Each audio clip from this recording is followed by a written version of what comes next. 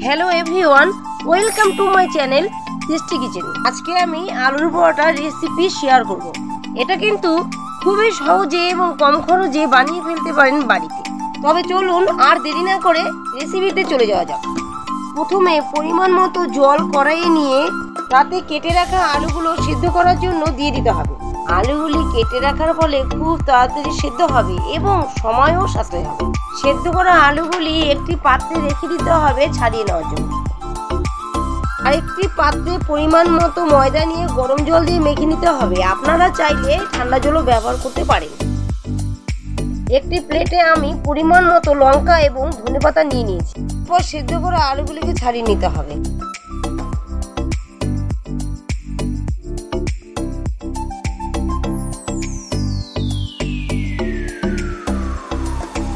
এরপর সেই লঙ্কা এবং ধনেপাতাগুলিকে কুচু করে কেটে নিতে হবে। সেদ্ধ করা আলুগুলিতে পরিমাণ মতো নুন এবং কুচু করে রাখা লঙ্কা ধনেপাতা মিক্সচার করে নিতে হবে।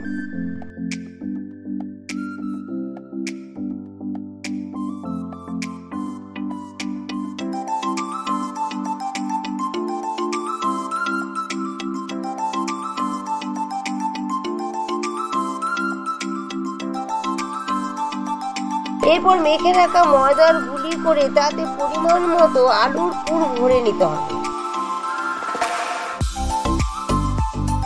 এবং গোল করে বেলে নিতে হবে।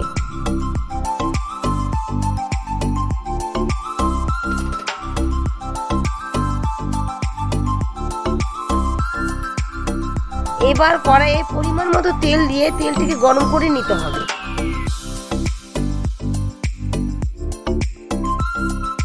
তারপর বেলে রাখা পরোটাটিকে কড়াইয়ে ছেড়ে দিতে হবে। তারপর কিছুক্ষণ উল্টো পাল্টা করে ভেজে নামিয়ে নিলেই তৈরি আলু পরোটা।